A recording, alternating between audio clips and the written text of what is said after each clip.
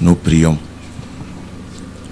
Père éternel et tout-puissant, nous voulons te remercier pour cette journée que tu as élue avant la fondation du monde, afin que nous puissions accomplir notre dévotion, la louange. La raison d'être de l'homme sur terre, tu l'as dit, c'est louer Dieu. Et ce devrait être notre style de vie, de l'engagement. Merci parce que en cette merveilleuse matinée, nous avons répondu présent à cet appel. Nous voulons te rendre grâce, Père, de ce que tu nous fortifies davantage dans cette conviction pour que nous soyons toujours entièrement convaincus pour persister dans une entière soumission à ta loi. Père éternel et tout-puissant, je voudrais te remercier pour la préparation liturgique de ce matin, pour toutes les chansons qui ont été dites à cet effet. Et je voudrais être reconnaissant à tous les diacres, tout le personnel de notre ministère qui s'est impliqué pour la réalisation de cette œuvre ô combien excellente. Je voudrais aussi, Père éternel, saisir cette occasion pour te remercier parce que nous nous sommes levés, bel et bien levés, et nous sommes en ta présence en cet instant. Nous voulons, Père éternel, te rendre grâce et te dire de donner gloire à ton nom, de faire en sorte que ce culte, cette rencontre soit émaillée par la consolation, la délivrance de ceux qui sont liés et que les cœurs de ceux qui sont frustrés soient dégagés, que la paix règne abondamment dans notre cœur. Merci Père, parce que le Christ a effacé l'acte dont les ordonnances nous condamnaient et qui subsistait contre nous en le clouant publiquement sur la croix. Nous voulons donc te remercier parce que nous sommes plus que vainqueurs en toutes circonstances. Nous voulons enfin, Père éternel et tout-puissant, te rendre grâce pour la parole de Dieu, celle-ci qui nous communique la connaissance, qui nous rend sages à tous égards et qui nous permet de devenir prudents dans notre pélégrination tout au long de notre vie, de la médiocrité vers l'excellence. Merci Père parce que ta parole fait des merveilles. Elle est vivante, mais elle nous donne des motivations et des motifs très précieux pour pouvoir continuer notre marche dans ce monde dépravé. Merci parce que tu es saint, tu es un Dieu très saint. Et merci de nous assister pendant cette communion afin qu'ensemble nous puissions échanger mutuellement pour surtout notre enrichissement. Nous t'avons loué au nom de Jésus-Christ. Amen. Pendant que nous essayons, n'oublions pas de mettre nos téléphones sur vibreur ou alors de les éteindre complètement pour ne pas perturber la fête. Je vais immédiatement inviter ici 3 croyants matures pour parler en langue et 2 prophéties.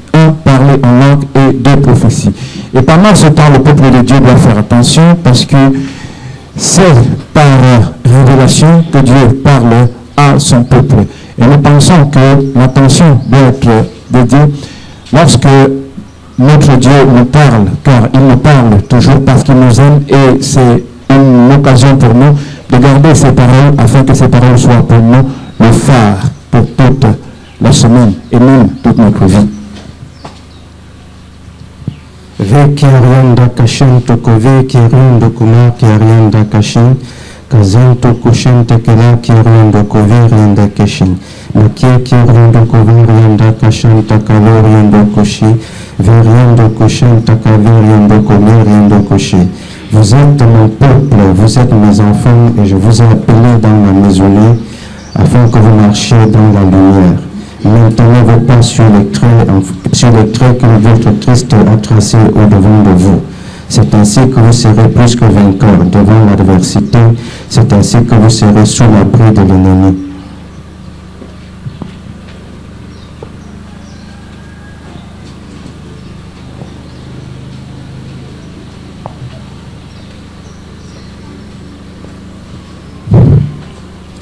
Il est celui qui vous a choisi et qui vous a sanctifié. Demeurez dans sa parole. Marchez selon toutes ses recommandations et sa puissance vous conduira dans la réussite dans tous les aspects de vos vies.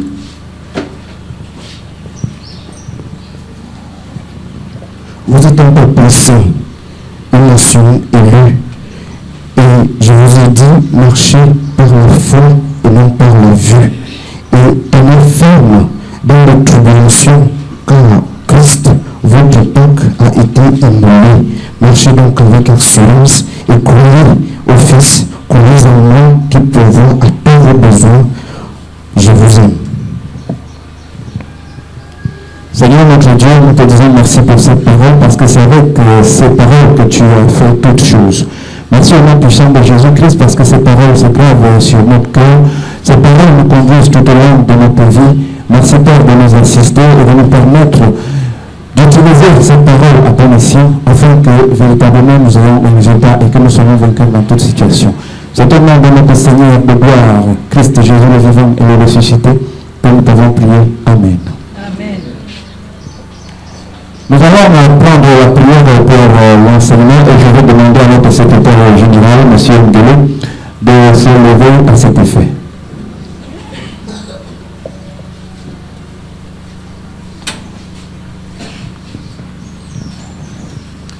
Éternel, notre Seigneur et notre Père, nous te rendons grâce et nous te bénissons pour ce matin. Nous te disons merci parce que tu as conduit nos pas jusqu'à cette demeure. Nous te disons merci parce que tu as disposé nos âmes, tu as disposé nos cœurs à recevoir ton enseignement. Nous voulons rendre gloire à ton nom pour toutes les belles paroles que tu as réservées pour nous en cette journée. Nous savons que ta parole est la lumière qui nous éclaire dans nos sentiers. Nous savons, notre Seigneur et notre Dieu, que nous ne pouvons rien sans elle, parce que ta parole nous fortifie, ta parole nous délivre, ta parole nous guérit.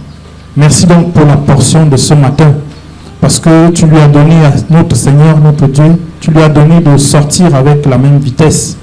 Tu lui as donné de sortir avec la même efficacité et la même puissance pour renverser les forteresses de notre entendement, pour renverser les blocages de notre cœur. Nous te louons et nous te bénissons parce que pour ce faire, Seigneur, tu as purifié le canal de transmission. Tu as permis, Seigneur Dieu Tout-Puissant, que ta gloire recouvre le canal de transmission. Nous prions, Seigneur Dieu Tout-Puissant, ici afin que toute chair se taise et que ta gloire se manifeste.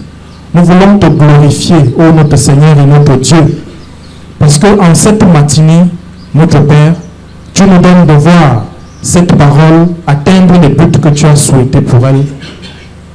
Au nom de Jésus-Christ. Amen. Jésus-Christ parcourait les rues de la Palestine enseignant la parole de Dieu. L'apôtre Paul a permis à continuer cette œuvre. Revenant maintenant de les enfants, vous avez choisi de faire pareil. Alors nous allons vous inviter à une fois de plus vous lever pour le message du jour.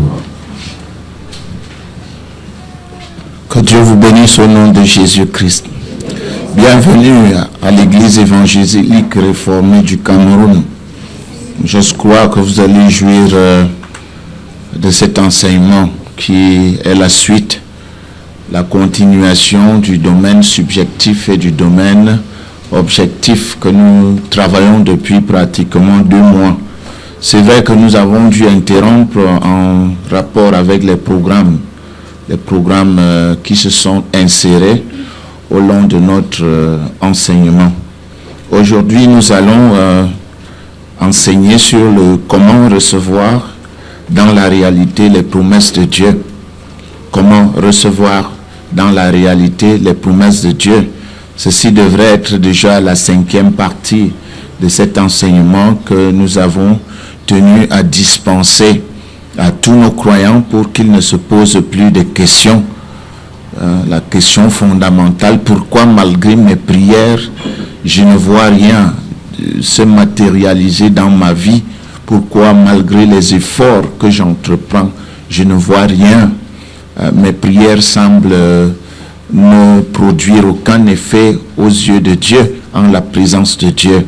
Et je crois que ce modèle d'enseignement que nous traitons depuis pratiquement 5 ou 6 semaines est là pour permettre aux uns et aux autres de comprendre la part des uns, la responsabilité qui est la nôtre, à nous tous, à toutes les parties, c'est-à-dire la partie de Dieu et notre propre partie.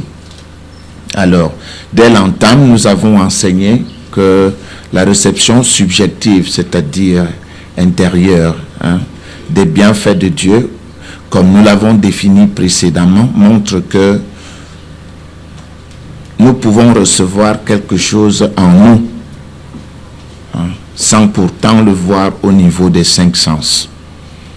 Chacun le sait, nous sommes des Africains et notre culture n'est pas très différente de celle de l'Asie de l'époque de Jésus-Christ, qui comprenait très bien le monde spirituel. Nous pouvons recevoir quelque chose sans le voir au niveau des sens. Même les Grecs le savaient.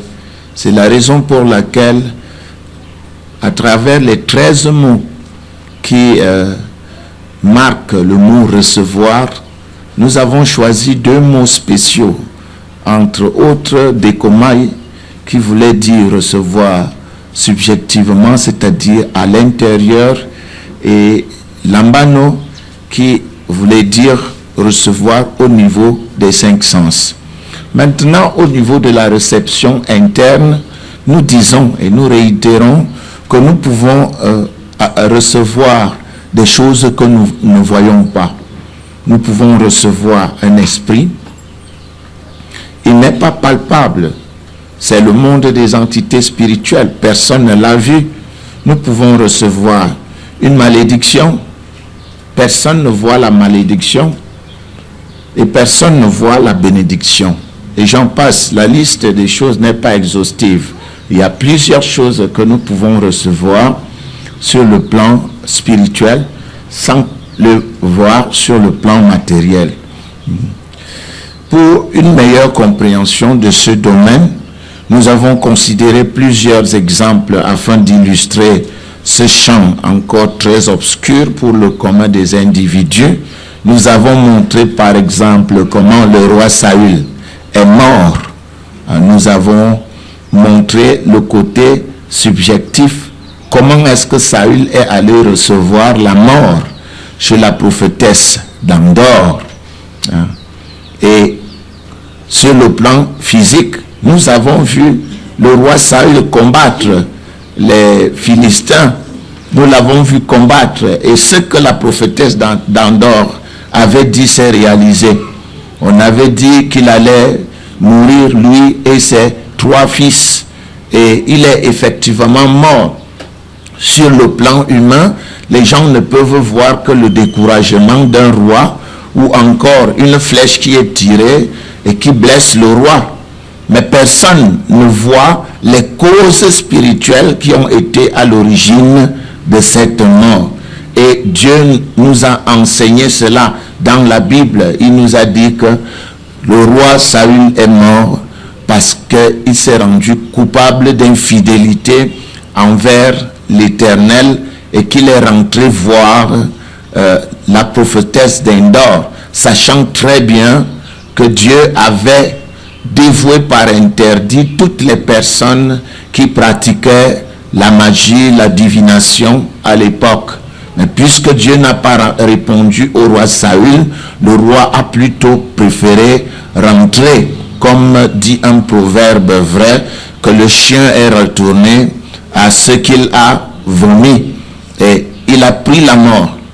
Et nous avons montré lors de cet enseignement les 2 points de vue. Le point de vue de Dieu d'un côté, lui qui ne voit et ne prend en compte que les causes spirituelles qui sont impliquées dans un événement. Et nous avons vu par ailleurs le point de vue de qui? De l'homme. L'homme a vu Saül se démener, se battre pour gagner une victoire qui ne lui était pas possible.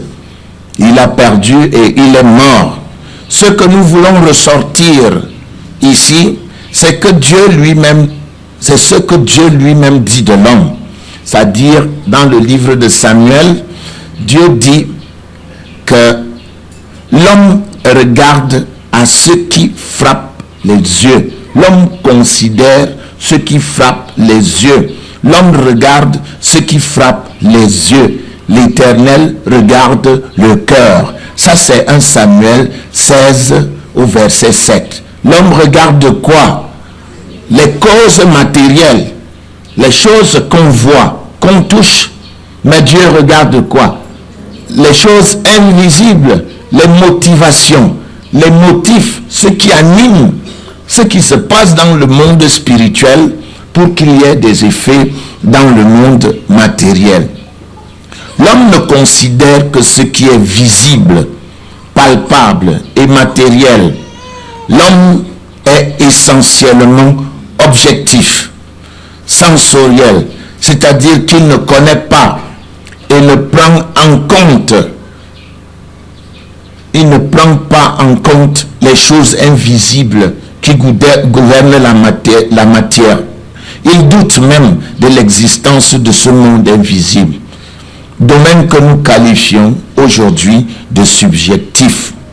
Par contre, Dieu, à l'opposé de l'être humain, ne fonctionne et ne prend en considération que ce qui est esprit.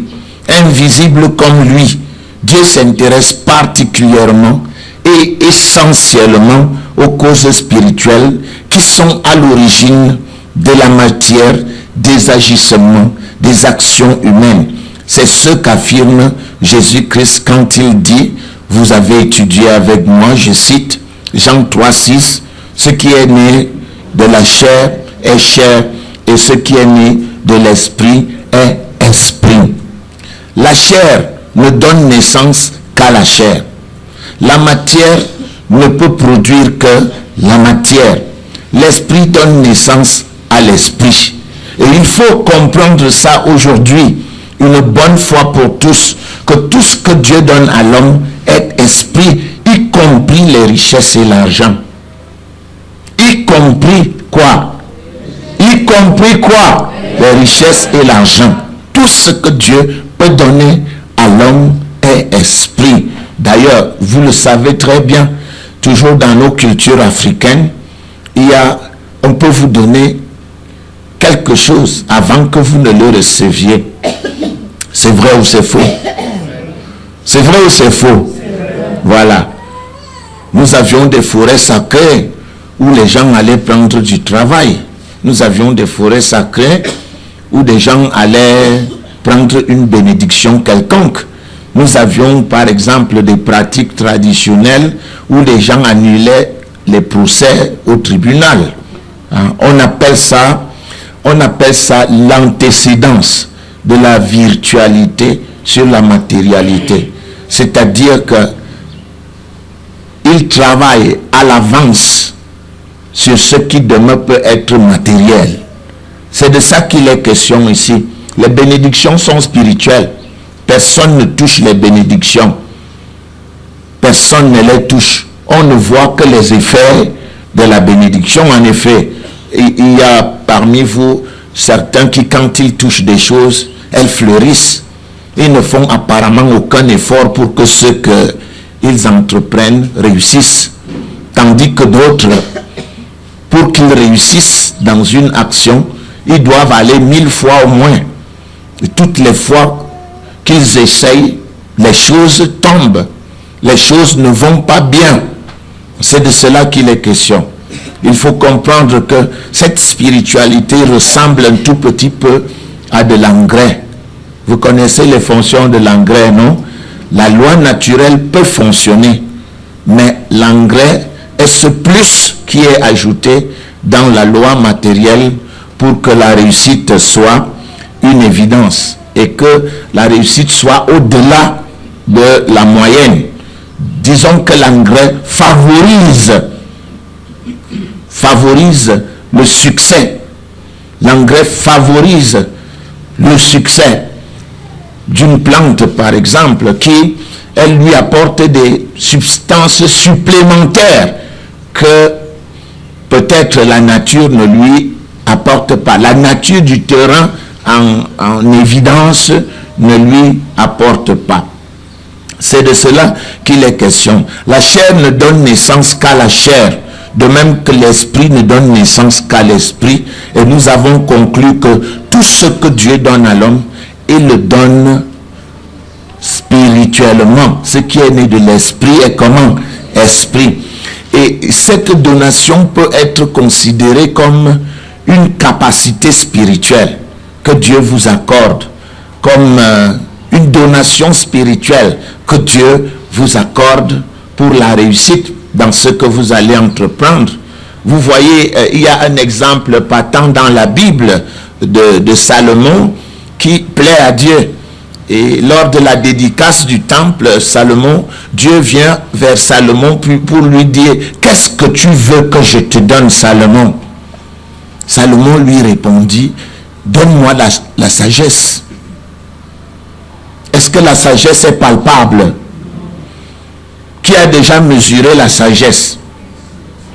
Toujours est-il que des années après, l'on finit par s'apercevoir que Salomon est devenu excessivement sage.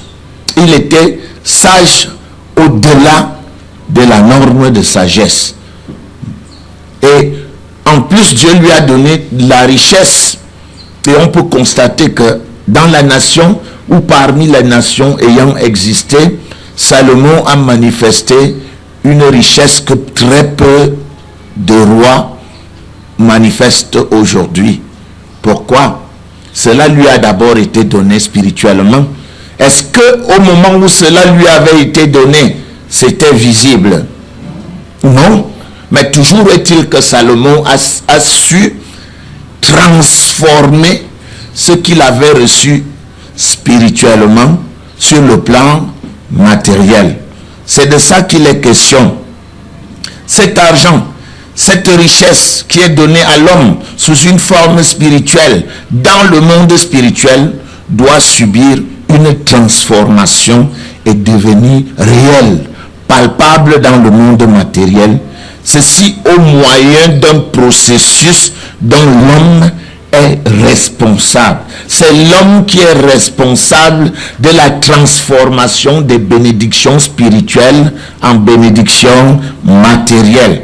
Ce qui en d'autres termes veut dire que l'homme a la charge d'agir sur le spirituel pour que ce qu'il a reçu spirituellement devienne matériel. Non? Nous avons déjà parlé de ça, nous avons utilisé des gros mots, nous avons dit que c'était l'antécédence de la virtualité sur la matérialité. Et on peut voir cela dans deux textes. Cela nous amène à quelque chose qui est difficile à comprendre. Mais nous avons qualifié ça d'une bataille entre les sens, c'est-à-dire entre les 5 sens et la révélation divine.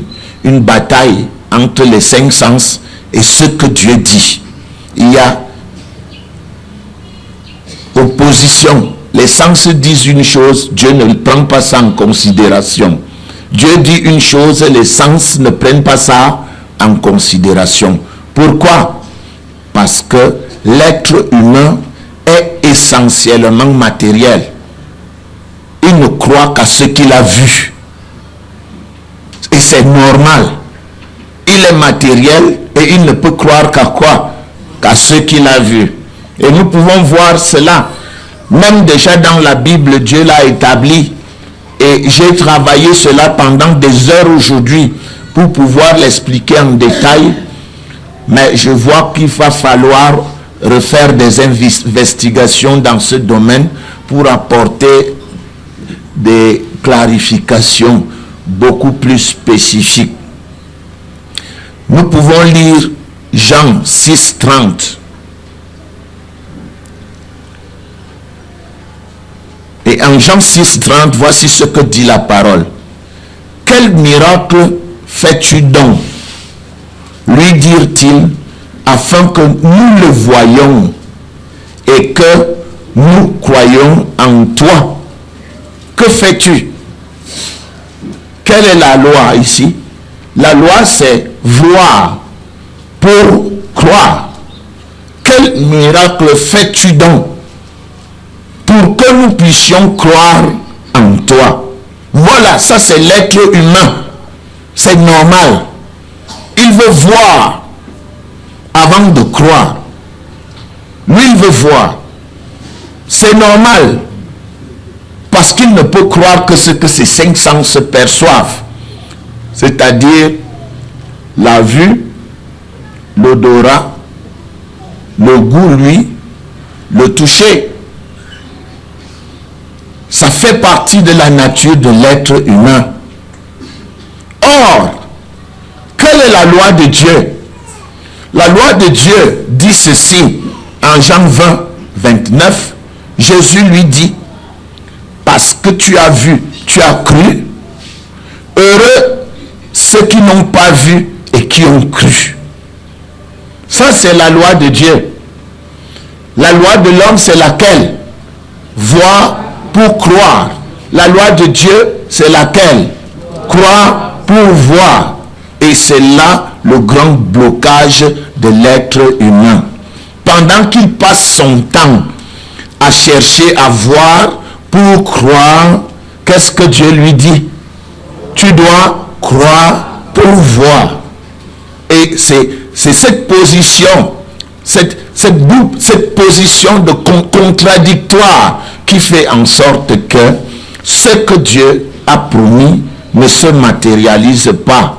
Parce que Dieu a établi ses lois à lui. Vous savez, notre Dieu est un Dieu d'ordre et de bienséance. C'est pour cela qu'il a établi des principes et des lois pour organiser et ordonner l'univers tout entier. La non-compréhension de l'ordre établi par Dieu est à l'origine de bien de frustrations et de blocages quand on veut s'approprier la vie dans l'abondance qui est pourtant disponible dans la parole de Dieu. Tout le monde vient et marche par le principe « je veux voir pour croire ». Et Dieu dit « moi, je te demande de croire pour voir. Ce qui est né de la chair, je veux voir pour croire. Ce qui est né de l'esprit est je veux croire pour voir. » C'est ça la nuance. Et la difficulté à comprendre cela bloque les portes, empêche aux écluses des cieux de s'ouvrir. Vous verrez que dans la Bible, tout ce que Dieu nous donne est esprit. Et il est normal que l'homme ne croit pas. Il est tout à fait normal. On dit, bien-aimés, nous sommes maintenant enfants de Dieu. Où est Dieu? Qui l'a vu? Mais évidemment que des gens ont des difficultés à croire qu'ils sont enfants de Dieu. Ils ne le croient que s'ils voient. Puisque enfant de quelqu'un veut dire que vous êtes avec votre père, il vous suit dès votre enfance jusqu'à un certain âge. Vous avez bâti une communion avec lui, une manière de faire avec lui. Vous croyez que c'est votre père parce qu'il est avec vous. Il a une certaine autorité sur vous. Il vous a frappé pour vous corriger quand vous étiez petit. Tout au long de la vie, vous avez été socialisé, c'est-à-dire enculturé. C'est-à-dire vous avez appris à le respecter, à le connaître. Mais quand on dit 30 ans passés à un monsieur que Dieu est votre père, il est où Dieu? Il est où? Ça devient très difficile. Et vous commencez à vous apercevoir que tout ce que Dieu nous a donné est effectivement spirituel. On dit Christ a été fait pour nous justice. Ça veut dire que nous sommes comment? Nous sommes comment? Juste. Si Christ a été fait pour nous devant Dieu, justice, ça veut dire que devant Dieu, nous sommes justes à cause de la justice de qui? De Jésus. Mais plusieurs d'entre nous veulent être justes de par leur propre quoi? Justice. Leurs propres efforts. Ainsi, par exemple, quelqu'un que Dieu déclare juste, s'il se trouve en train de voler après son forfait, il ne se sent plus du tout comment? Juste. Parce qu'en fait, Un voleur n'est pas juste sur le plan humain, mais qu'est-ce que Dieu lui dit de lui? Tu es juste. On ne va pas enlever cette justice qu'on t'a donnée par l'œuvre de qui? De Christ. C'est ça qu'on appelle la grâce, que beaucoup ne comprennent absolument pas. Cela ne veut pas dire que nous obligeons des gens à devenir injustes. Cela veut simplement dire que nous les amenons à comprendre qu'aucun être humain ne peut être juste. Toute votre justice devant Dieu ne fait pas de vous injuste. Ah, je suis désolé parce que Jacques chapitre 2 verset 10 a dit: si vous marchez par 9 commandements et vous péchez contre un seul, vous devenez comment? Coupable de tous. Cela voudrait dire que si il nous fallait devenir juste par nos accomplissements personnels à cause des 10 commandements, personne ne serait juste. Et dans cette salle, je doute même qu'il y ait encore des gens qui soient capables de me citer les 10 commandements sans commettre une erreur. Je doute. Qui est capable? Vous voyez?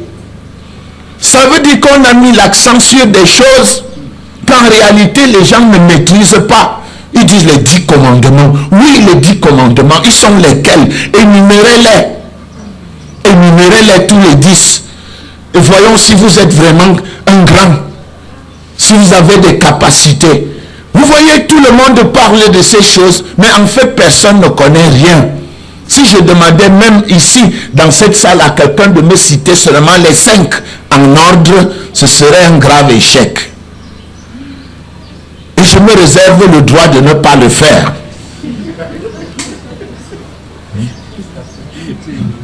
C'est inutile.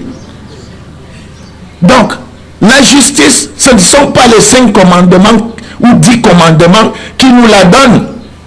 Nous considérons que ceux qui marchent, qui ont de la valeur, qui sont propres, sont plus purs que nous, n'est-ce pas? Mais devant Dieu, la pureté de Dieu est au-dessus de la marche d'un chrétien. Dieu dit, votre sanctification est en Christ, point barre. Ça veut dire que quand vous vous prétendez saint, la sainteté que Dieu voit n'est pas la vôtre. Elle est celle de qui? De Jésus-Christ, qui a été pour vous un substitut au calvaire. Et ça devient très difficile à comprendre. L'être humain ne peut croire qu'il est en bonne santé que parce qu'il sent qu'il a la santé. Mais il ne croit pas que Dieu lui a donné la santé dans le don de Christ en vous. De la même manière que Dieu lui a donné quoi? La justice. Il a reçu la santé. Donc pour lui, les 5 sens ne peuvent accepter la bonne santé que quand je n'ai aucun bobo dans mon corps. Alors je suis en bonne santé. Pour lui dire qu'il est en bonne santé alors que son cœur subit des affres de la maladie, c'est impossible. Vous lui dites, mon frère, comment ça va? Qu'est-ce qu'il va vous dire? Je suis malade. Point barre. Tandis que Dieu au ciel dit quoi? Tu n'es pas malade. Je t'ai rendu en bonne santé par la mort de qui? De Jésus. Par conséquent, tu es comment? En bonne santé. Et ces facteurs, quand on n'a pas compris, on a des difficultés à s'élever spirituellement. C'est très difficile. J'ai lu le livre d'Éphésiens. Dans son premier chapitre, il y a 17 formes du verbe avoir qui constituent les choses que Dieu nous a données dans sa grâce. Il dit, si en ouvrant juste les premières lignes, on les voit, ces choses-là. Mais personne n'y croit parce que ce ne sont pas des choses palpables. Ça veut donc dire que notre héritage ne se réduit qu'en verbes. Les verbes qui sont prononcés dans la Bible, tant il est vrai que personne ne le touche. Et c'est nous qui devons faire comment? C'est nous qui devons croire que nous sommes justes, malgré le fait qu'on nous qualifie de pécheurs.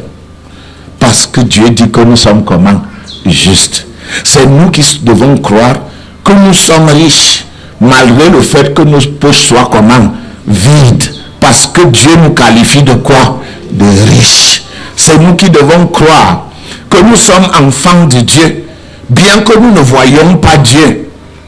C'est nous qui devons croire que nous avons été bénis de toutes sortes de bénédictions spirituelles dans les lieux célestes en Christ, bien que nous ne voyions aucune de ces bénédictions de manière palpable. C'est nous qui devons le croire.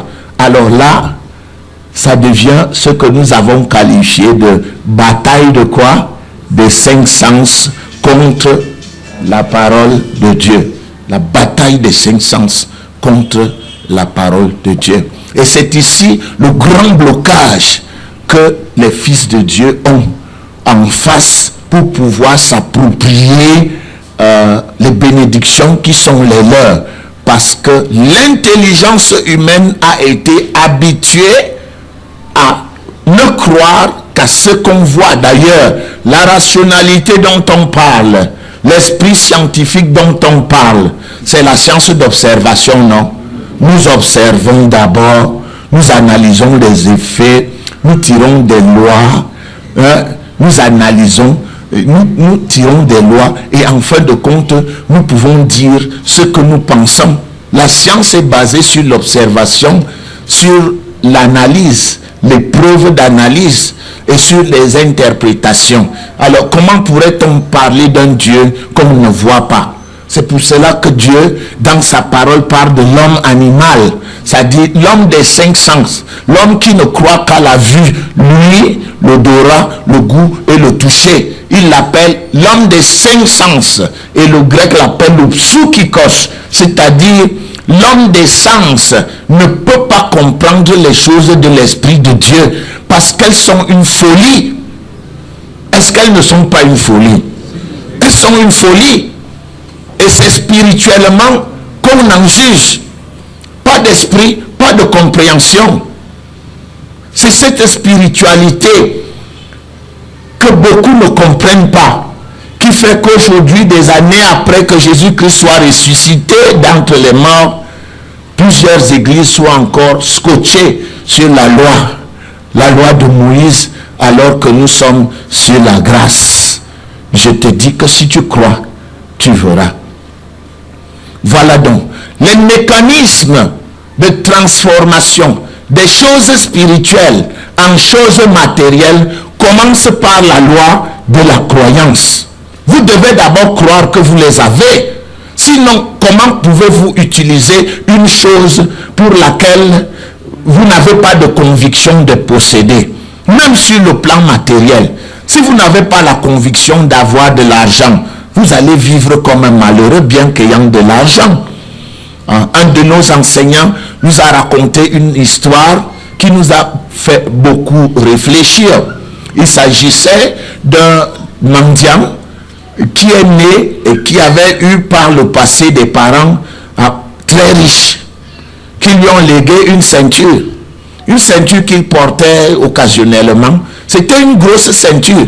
Lui, il était bébé quand ses parents sont morts, mais ils lui ont légué une ceinture et il n'a jamais cherché à voir ce qu'il y avait dans cette ceinture. Et pourtant, quelquefois, il la portait. Or, une nuit, il est mort. Il est mort de suite de froid et de malnutrition dans une piètre chambre d'une auberge. Et voilà ceux qui sont venus prélever le corps, l'ont pris avec, il avait tous ses vêtements et sa ceinture. Ils ont amené le décujus à la morgue. Et pour préparer ce décujus, ils l'ont déshabillé et quelqu'un de curieux a voulu voir ce qu'il y avait dans cette ceinture qui, ma foi, pesait étrangement. Il a ouvert la ceinture et vous savez ce qu'il y avait dedans? Il y avait 18 pièces de dollars en or. 18 pièces de dollars comment? En or. Quand on sait ce que coûte un gramme d'or. Et et ce que valaient ces 18 pièces, de grosses pièces. Ce monsieur était un milliardaire en dollars. Mais comment a-t-il vécu? Il a vécu dans le seuil de la pauvreté parce qu'il n'était pas conscient des biens qu'il avait. Il possédait un trésor sur lui, mais il n'en était pas conscient. Nous avons vu ça aussi dans une œuvre. Je crois que c'était une œuvre de Candide. Une œuvre dans laquelle M. Pangloss se retrouve dans Eldorado, une ville qu'on appelle Eldorado. Et dans cette ville, toutes les pierres sont en or. Et pendant que M. Pangloss se démène à ramasser les pierres qu'il rencontre et les mettre dans un chariot, les habitants de la ville le regardent étrangement. Lui venait d'une civilisation où l'or avait de la valeur. Mais dans ce pays, l'or n'avait aucune valeur. Hein? L'or était partout là, au bord des rues. On en faisait, on piétinait et tout ça. Donc, quand vous ne connaissez pas la valeur d'une chose, vous ne pouvez pas l'utiliser. Vous ne pouvez pas. Et c'est la même chose avec ce que nous avons reçu de Dieu. C'est peut-être sur le plan spirituel. Mais pour en être certain, il faut d'abord connaître la valeur de ce qu'on a reçu. Si nous avons encore la malchance que cela ne s'exprime qu'en termes de verbe, vous avez été justifié. Vous avez été racheté. C'est quoi le rachat? C'est quoi la justice? C'est quoi la justification? C'est quoi la sanctification? C'est quoi la rédemption? Voilà des choses que Dieu dit nous avoir données. Et je suis certain qu'au moins les 4/5 des gens de cette salle ne savent pas de quoi est-ce qu'il s'agit. On est d'accord? C'est quoi la justice? Christ a été fait pour nous justice. C'est quoi la justice? Voyez-vous, ce sont des mots qui sonnent, mais qui n'ont aucune valeur pour nous. Comment pouvons-nous croire en ce qui n'a pas de valeur? Nous ressemblons à ce monsieur qui est mort de malalimentation. Nous sommes semblables à ces gens. C'est pour cela que Osée 4:6 dit « Mon peuple est détruit parce qu'il lui manque la connaissance. » Si quelqu'un ne sait pas ce que c'est que la justice, il ne peut pas se prévaloir de sa justice. Et la plupart même des évangélistes qui enseignent aujourd'hui ne savent pas ce qu'elle est. Puisque si les gens savaient ce que c'est la justice, ils ne mèneraient pas les croyants à pratiquer la loi de Moïse, alors que Romains 10:4 dit que Christ est la fin de la loi pour la justification de tous ceux qui croient. C'est quoi la justice? La justice est notre capacité spirituelle donnée par Dieu, par laquelle nous pouvons nous tenir devant Dieu sans un sentiment de culpabilité. C'est ça qu'on appelle la justice. Hier, les Israélites ne pouvaient pas fixer Dieu. Parce qu'à la moindre erreur, ils étaient frappés par la loi et ils mouraient. Nous pouvons regarder Dieu parce qu'il nous a donné quoi? La justice. La justice est la capacité que Dieu donne à chacun de ses fils de se tenir devant lui sans un sentiment de culpabilité. Pendant que tous les gens disent, je suis quoi? Je suis un pauvre pécheur. Oh, Dieu ait pitié de nous. Nous sommes des pauvres pécheurs. La parole de Dieu dit que tu es juste. Tu as reçu la capacité de te tenir devant Dieu. Les yeux où? Dans les yeux. Et lui dit, papa, c'est toi qui m'as engendré. Tu m'as accepté dans ma saleté. Transforme-moi pour que je devienne meilleur. Combien savent cela? Qui savait ça avant? Qui le sait maintenant? Applaudissez alors pour vous-même. Vous comprenez que quand on on a des choses et qu'on ne sait pas qu'on les possède. On vit en dessous de notre standard de vie. Nous avons la justice. Et pourtant, combien de gens nous jugent chaque jour? Alors que la Bible dit, qui jugera les élus de Dieu? Qui? Point d'interrogation. Si Dieu ne me juge pas, qui es-tu toi pour me juger? Et nous avons subi ça ici. Des gens qui sont arrivés à gauche et à droite, qui ont qualifié notre ministère de pervers, qui ont qualifié notre ministère d'un ministère de fornication ou je ne sais pas quoi d'autre. Tout simplement parce que nous avons la liberté. Nous connaissons notre liberté en Christ. Ils ont voulu faire de nous des esclaves pour nous amener à vivre loin de Dieu, en dessous de notre standard, comme dans la loi de Moïse. Malheureusement, Christ est la fin de la loi pour la justification de tous ceux qui croient. Il est devenu pour nous justice. Et alors, quand quelqu'un dit, tu es injuste, moi je lui dis quoi? Je suis juste. Dieu m'a revêtu de justice. Il m'a donné la capacité spirituelle de me tenir devant lui sans peur, sans un sentiment de culpabilité. Et imaginez, si moi je me tiens devant Dieu sans peur, sans un sentiment de culpabilité, qui est Satan? Non, dis-moi qui est Satan.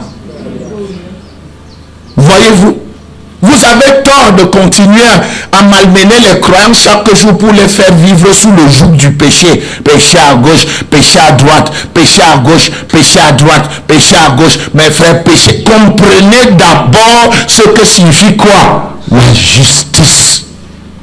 C'est pourquoi je dis, quand on ne comprend pas, il faut rentrer à l'école. C'est important. Sinon, vous serez ces frères pasteurs qui mélangent les pédales. Ils ont du zèle. Nous reconnaissons qu'ils ont du zèle. C'est très bien d'avoir du zèle. Mais ils ont un zèle dans l'ignorance. C'est quoi la justice? Dites-moi, c'est quoi la justice? La capacité spirituelle donnée par Dieu, par laquelle nous pouvons nous tenir devant lui sans un sentiment de culpabilité. Ça veut dire qu'à cause de la mort de Christ, Christ me permet de me tenir devant celui qui est le Père des Lumières, sur lequel et chez lequel il n'y a aucun nombre de variations. Christ me permet dans mon impureté, de me tenir devant la pureté de Dieu sans mourir.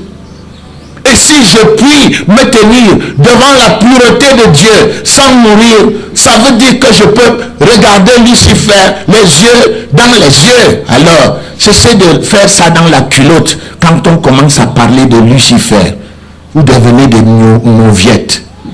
Qui est Lucifer? Celui qui est en nous. Et pourtant, vous le dites, est plus grand. Et quand Lucifer fait chacun entre eux sous ses souliers, c'est ridicule. C'est ridicule. Vous voyez? Et je n'ai pris là qu'un petit exemple parmi des milliers d'exemples. C'est que nous avons des verbes. Notre héritage est constitué des verbes que la plupart, le commun des croyants, ne comprennent pas et ne connaissent pas. C'est quoi la justification? C'est quoi la justification? Christ a été fait pour nous justice. Justification. C'est quoi la justification? La justification est le refus du jugement. Toi, tu me juges, Dieu dit quoi? De lui bien, mon fils, je ne le juge pas. Point barre, terminé. Alors, tant pis pour ceux qui ne comprennent pas ces choses-là. On ne peut pas vivre dans la liberté avec Christ si on est prisonnier des doctrines. Je ne vais pas citer les noms aujourd'hui. Vous les connaissez vous-même. Ne touche pas, ne goûte pas. Je vais lire, hein? Je vais juste lire. C'est Colossiens qui dit. C'est Colossiens.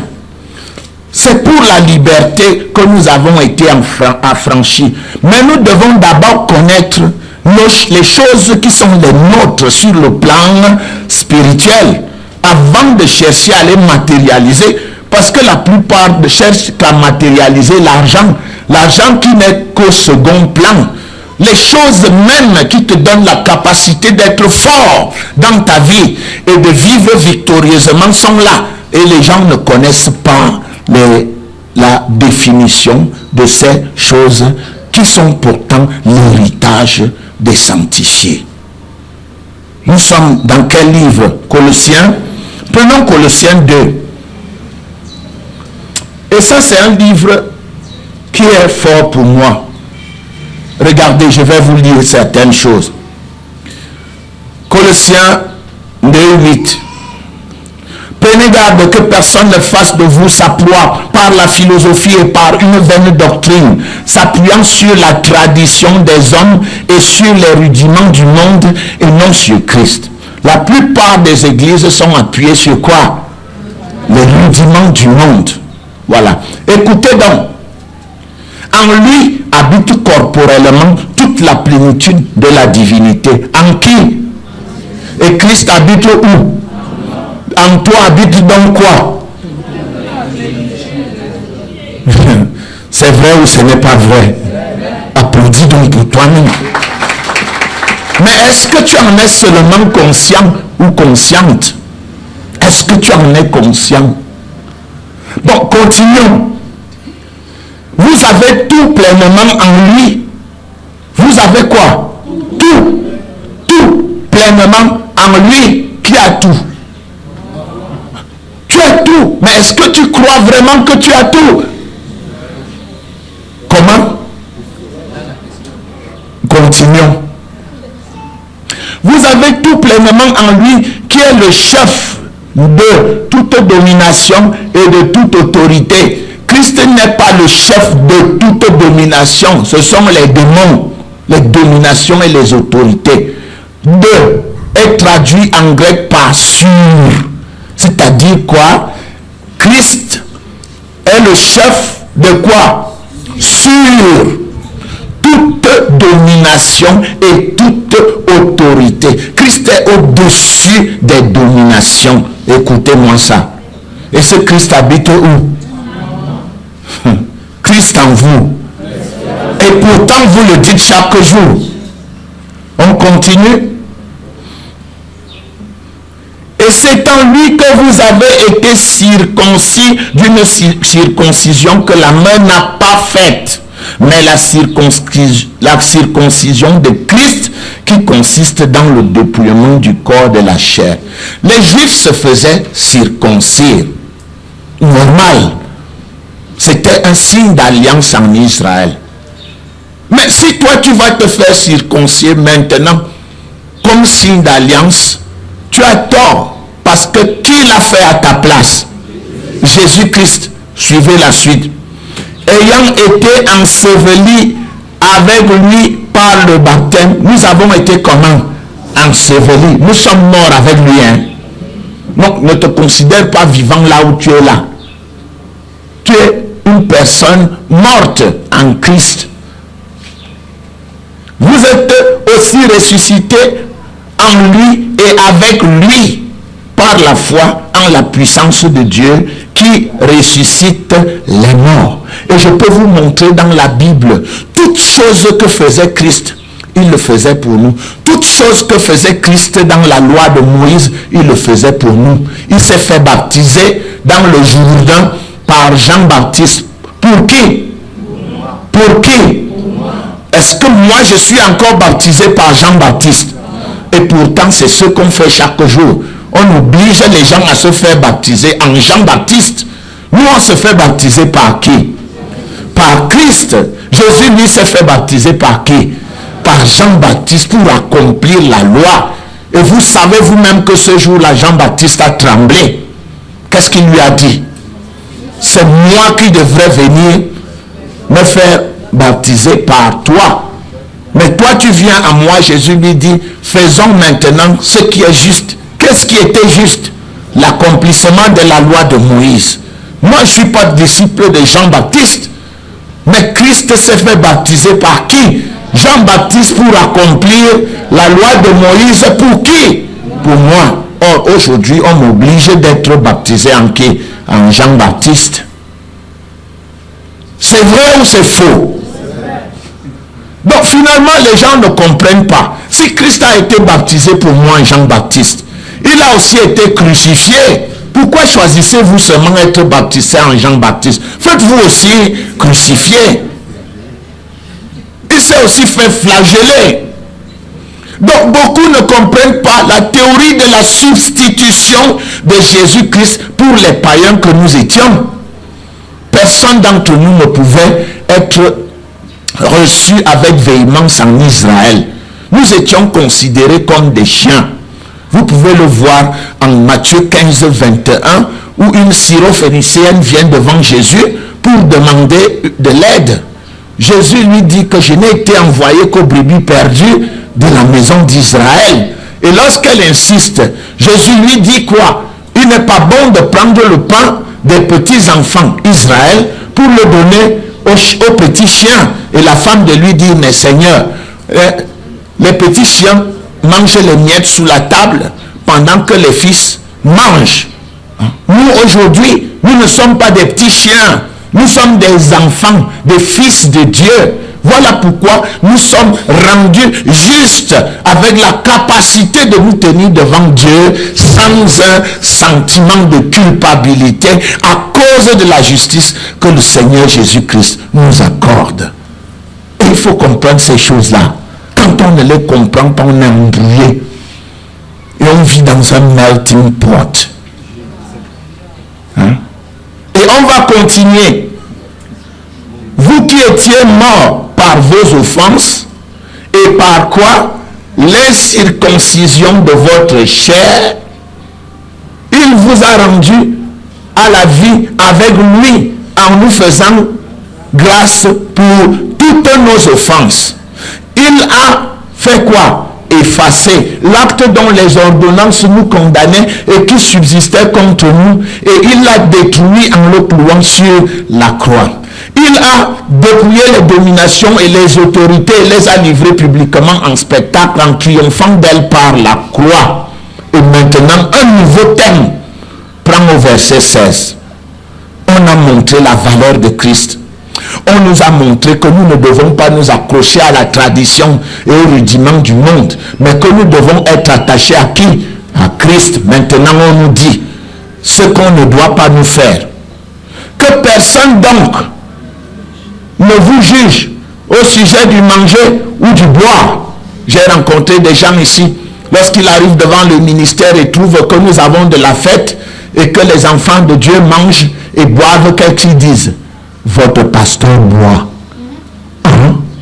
S'il ne buvait pas, il aurait une onction plus grande. Vous voyez? L'ignorance qui caractérise ce milieu où on veut retenir les gens dans la captivité, alors que Christ a fait captif la captivité. On peut voir la suite. Vous voulez la voir ou bien j'arrête? Que personne ne vous juge au sujet du manger ou du boire. Ne mangez pas, ne touche pas, ne goûte pas, voilà. Ou au sujet d'une fête. Sœur, tu danses? Hey, elle est du monde. Hein? D'une nouvelle lune ou des sabbats. Verset 17. C'était l'ombre des choses à venir. C'était. Mais le corps est maintenant comment? En Christ. La suite dit quoi?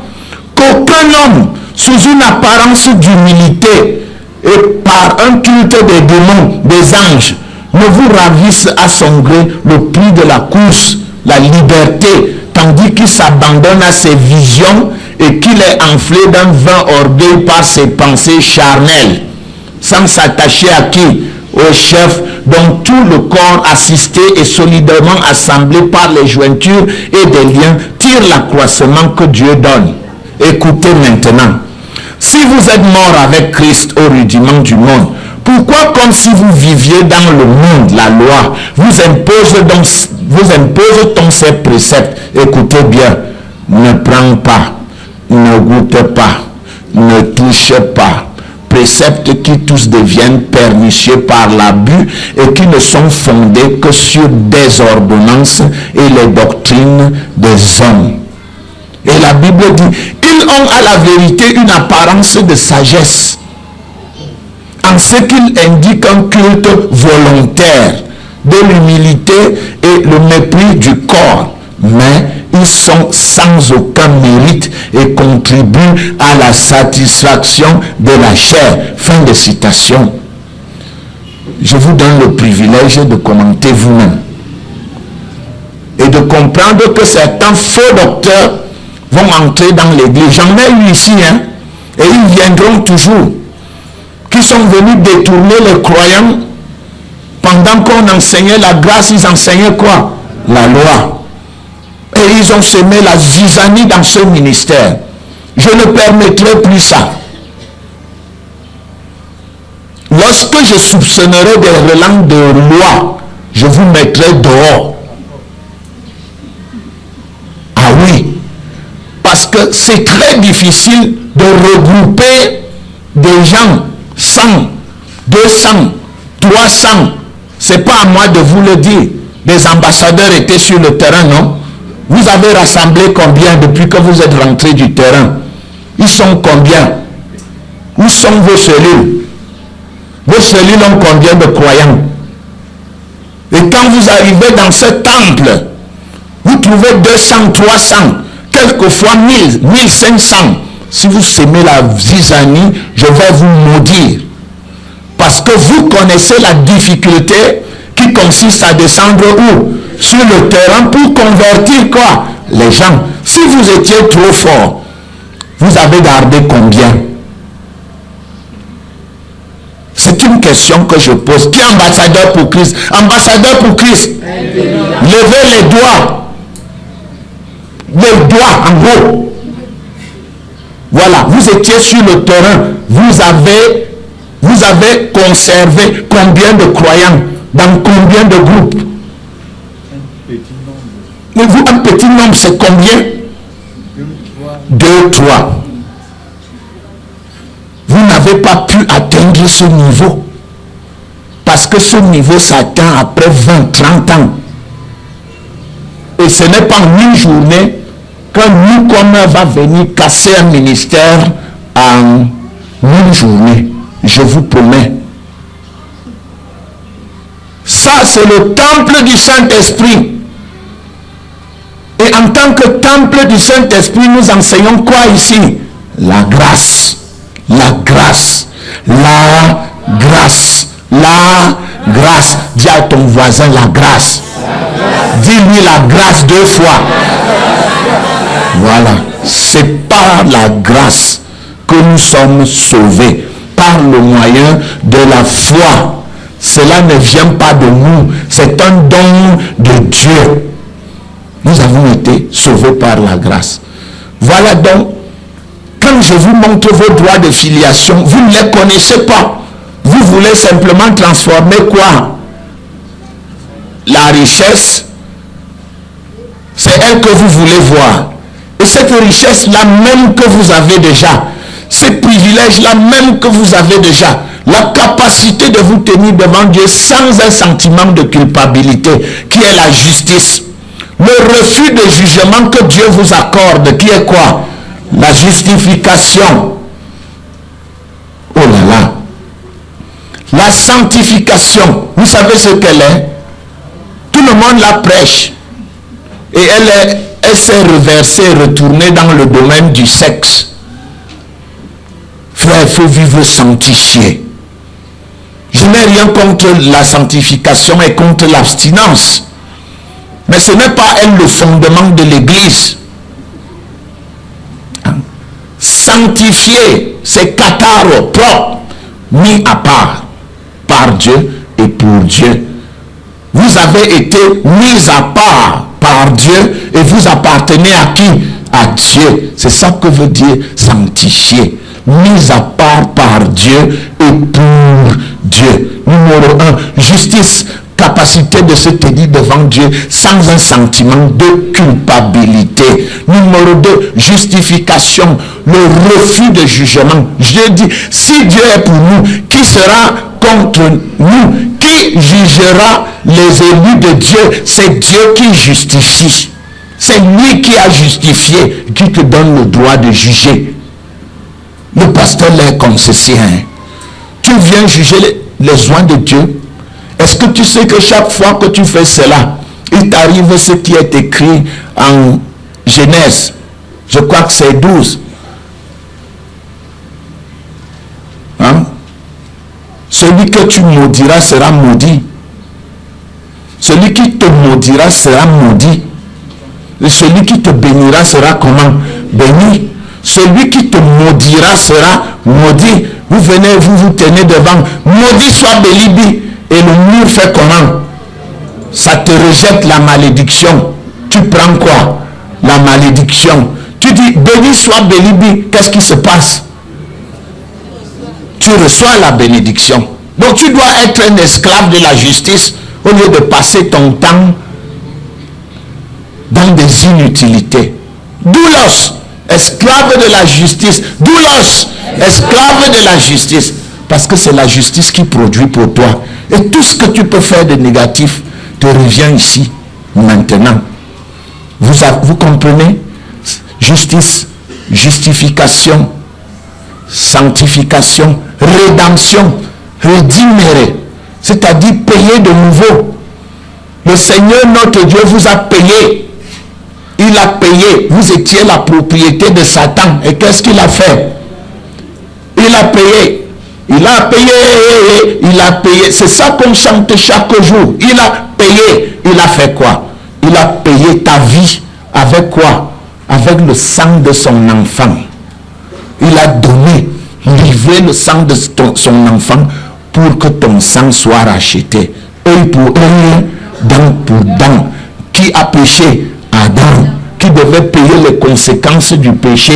Adam. Et Dieu fait mourir son propre fils pour que toi, tu sois propre. Tu as compris maintenant? Dis à Satan, j'ai été racheté. Dis-le lui. Ça veut dire que quand vous prononcez cette formule, vous êtes en train de dire à Satan, je ne suis plus ta propriété, libère ma vie, j'ai été racheté. C'est un droit. Et beaucoup de gens qui vivent en vous ne savent pas que vous avez été racheté. Ils ne savent pas. Et vous pensez que c'est moi qui viendrai dire, laisse cet homme, il a été racheté. Laisse, il a été racheté. Et la personne dit quoi? Ah, taisez-vous. Pourquoi lui-même ne dit pas ça? C'est toi qui viens dire à sa place? Dis, j'ai été racheté. J'ai été racheté. Quel était le prix de ta rançon? Quel était le prix de ta rançon? Vous voyez que je voulais vous démontrer qu'il y a des verbes. Notre héritage, ce sont des verbes. Et ces verbes ne sont pas palpables. On ne les touche pas. Mais il faut apprendre à définir ces verbes et à les croire. Je vous ai dit que dans le premier chapitre du livre d'Éphésiens, il y avait combien le nombre de formes du verbe avoir? 17 fois. 17 fois, il nous a rachetés, il nous a délivrés, il nous a bénis de toutes sortes de bénédictions spirituelles dans les lieux célestes en Christ. Il nous a. Est-ce que vous avez comptabilisé ces choses? Vous les avez écrites dans votre cahier d'héritage? Est-ce que vous avez même un cahier d'héritage? Est-ce que vous savez ce qui vous appartient en tant que fils de Dieu? La seule chose, c'est fornication. Fornication, nous dit. C'est tout. Il n'y a rien d'autre. Il faut apprendre. Il faut s'approprier de son héritage. Quel est mon héritage? Mon héritage, c'est 3 verbes, 3 grands verbes. J'ai. Il faut que chacun d'ici soit capable de me dire ce qu'il a dans son cahier d'héritage. Il a écrit j'ai ceci, j'ai cela. Les choses que vous avez, vous ne les verrez jamais tant que vous ne savez pas ce qu'elles sont et que vous ne réclamez pas ce qu'elles sont. Vous ne les aurez jamais. J'ai la victoire. C'est écrit. En toutes ces choses, nous sommes plus que vainqueurs. Vous avez réclamé votre victoire quand? Dis, j'ai la victoire. Alors qui va venir réclamer ta victoire? C'est moi. Mais il va falloir que les évangélistes changent le modèle d'évangélisation. Ce n'est pas tout. Christ vous a racheté, c'est pas tout. Nous avons reçu, nous avons été bénis de toutes sortes de bénédictions spirituelles dans les lieux célestes en Christ. Les connaissez-vous? Mais si quelqu'un ne sait pas ce qu'il est en Christ, il vient faire quoi dans la maison de Dieu? C'est l'esclavage du dimanche qu'on retrouve là tout autour. Des esclaves qui vont se faire, je ne sais pas, je ne vais pas dire ce qu'on vous fait.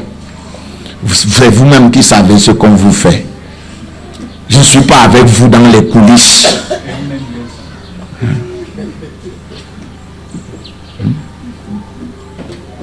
Alors, vous avez compris qui vous êtes au moins.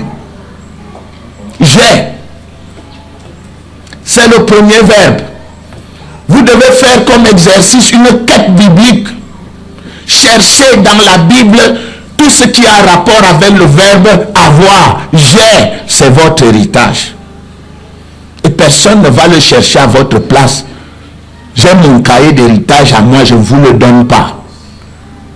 Trop, c'est trop. Ayez aussi le courage de fouiller, d'aller dans les documents, de vous approprier de ce qui vous appartient. Ça, c'est un premier verbe. Et il y a un deuxième verbe qui est plus grand encore quelquefois. C'est je suis. Qu'est-ce que tu es? Tu es quoi? Il faut être capable de me lister ton héritage en termes du verbe quoi? Être. Je suis fils de Dieu. Qu'est-ce que ça veut dire? Je suis héritier de Dieu. Qu'est-ce que ça veut dire? Je suis co-héritier de Dieu. Co-héritier de Jésus. Qu'est-ce que ça veut dire? Si je suis co-héritier de Jésus, ça veut dire que Jésus-Christ est mon frère. Et que si Jésus est Dieu, moi-même je suis quoi? Héritier de Dieu. Co-héritier de Jésus-Christ. Romains 8, 17. Vous devez connaître cela. Je suis quoi?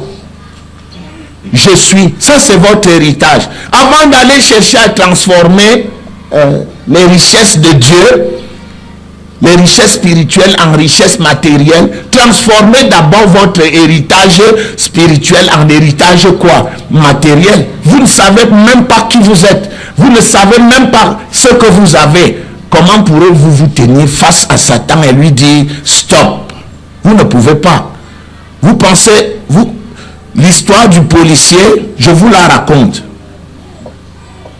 Lorsqu'un policier se trouve en route et il dirige la circulation, n'est-ce pas qu'il y a des grands camions, il y a même des caterpillars, il y a tout genre de véhicules. Mais quand le policier lève sa main, qu'est-ce qui se passe? Pourquoi les véhicules s'arrêtent? C'est une question que je vous pose. Les usagers s'arrêtent. Pourquoi? Je vous ai demandé, ne baillez pas. On ne dort pas ici. Ici, là, on est réveillé. Je ne sais pas si je fais dormir les gens quand j'enseigne. Dites-moi, le policier, pourquoi est-ce que les usagers s'arrêtent quand le policier lève sa main? Oui, monsieur, dites-nous. Oui, mais l'autorité, c'est quoi? L'autorité du policier, c'est quoi? Oui. Ah, oui, peut-être. Oui, mais nous, on connaît les gens rebelles. Hein? Ils peuvent même bousculer le policier et lui dire, dégage. Oui. Pourquoi? Pourquoi les gens s'arrêtent?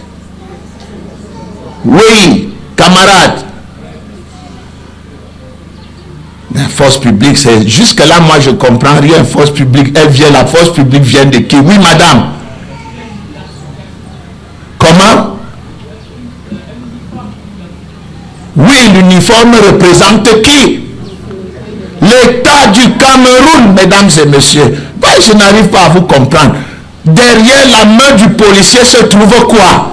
L'État du Cameroun. Si vous voulez bousculer-les, vous verrez la suite. Et vous pensez que derrière votre main se trouve l'autorité de quoi? Du ciel. Je dis stop, Lucifer. Qu'est-ce qui se trouve derrière moi? Dieu et tous les anges et Jésus-Christ. Applaudis pour toi-même. Et c'est ça que tu dois comprendre. Mais tu es tellement faible que tu n'utilises rien, aucun de tes droits. Tu ne les connais même pas. Il est normal que les démons te jettent au sol. Mais si tu commences à dire à Satan, je suis, moi, Belibieja, je suis fils de Dieu, je suis héritier de Dieu, je suis co-héritier de Jésus-Christ, je suis loin de Dieu, je suis un sacerdoce royal, je suis un peuple élu, une race acquise. Éloigne-toi de moi. Derrière ma main se trouve quoi? L'autorité de Dieu. Mais Dieu lui-même se trouve parfois découragé derrière vous. Dès que Satan veut, on voit quelqu'un, il laisse même son arme, et il tourne le dos, il fuit. C'est ça qu'on voit là.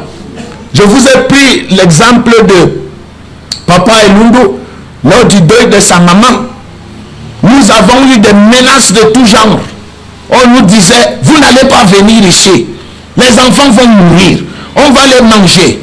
On va les tuer. On va faire ceci. On va faire cela. Qui est mort? Qui a été tué? On a avalé qui? Ça, c'est de l'intimidation. Vous-même, tenez-vous devant Satan et dites-lui, tais-toi au nom de Jésus-Christ. Il y a un autre droit. Le ministère de la réconciliation. Vous connaissez ce droit-là? Ça, c'est le droit de convertir des gens. Je vous ai donné des droits. Je vous ai dit qui vous êtes. Je vous ai dit ce que vous avez. Maintenant, je vous dis quoi? Je vous dis ce que vous pouvez. Vous pouvez quoi? Cherchez aussi dans la Bible les versets qui disent ce que vous pouvez faire. Vous pouvez faire quoi? La Bible enseigne que je puis tout par celui qui me fortifie. Donc moi je ne suis limité par rien. Je suis tout selon la parole de Dieu. Donc j'ai d'abord voulu aujourd'hui enseigner d'abord sur des choses invisibles qui sont nôtres, que nous ne connaissons pas, qui sont pourtant écrites sous forme de verbes que nous devons transformer par notre propre volonté, par notre réclamation, par l'usage de notre autorité, au nom de notre Seigneur Jésus-Christ. La suite de cet enseignement sera prochainement. Que Dieu vous bénisse au nom de Jésus-Christ. Éternel, notre Dieu, notre Roi, je te rends infiniment grâce pour ces moments agréables que tu as permis que nous passions en communion étroite avec toi ce jour à l'Église évangélique réformée du Cameroun. Je te rends grâce, Éternel, notre Dieu, notre Roi, pour la vie que tu nous as donnée. Tu as dit, Éternel, mon Dieu, mon Roi, que celui qui a le Fils a la vie, celui qui n'a pas le Fils de Dieu n'a pas la vie. Et parce que nous sommes une entité indivisible avec Christ, parce que nous sommes unis de façon inséparable avec Christ, nous avons ta vie, la vie victorieuse, la vie glorieuse, la vie abondante, la vie miracle, la vie transcendante de gloire et de victoire. Et nous sommes parfaitement conscients qu'avec cette vie en nous, Éternel, mon Dieu, mon Roi, aucun démon, aucun esprit diabolique, aucune puissance satanique ne pourra tenir devant nous tant que nous vivrons. Avec cette vie en nous, Éternel, mon Dieu, mon Roi, nous sommes parfaitement conscients, Éternel, notre Dieu, notre Roi, que les temps et les circonstances de Satan s'écartent de nous, s'éloignent de nous, tout au long de notre itinéraire retour de l'Église évangélique réformée du Cameroun, jusque dans nos domiciles respectifs, où nous arrivons en toute sécurité à l'ombre de tes ailes protectrices, au nom de ton Saint-Fils Jésus-Christ. Éternel, mon Dieu, mon roi, nous te présentons maintenant cette semaine qui va commencer. Et nous te rendons grâce de ce que tu permets que par ton esprit qui a ressuscité Christ d'entre les morts et qui habite en chacun de nous, que toutes les bénédictions spirituelles en Christ dont tu nous as bénis, Éternel, mon Dieu, mon roi, tout au long de cette semaine, se transforment en une réalité concrète, physique, visible et palpable dans tous les domaines de chacune de nos vies. C'est au nom de ton Saint-Fils Jésus-Christ que j'ai prié. Amen. Amen. Dieu l'a dit. Je le crois, c'est réglé. Alors, à jeudi de prospérité. Que Dieu vous bénisse.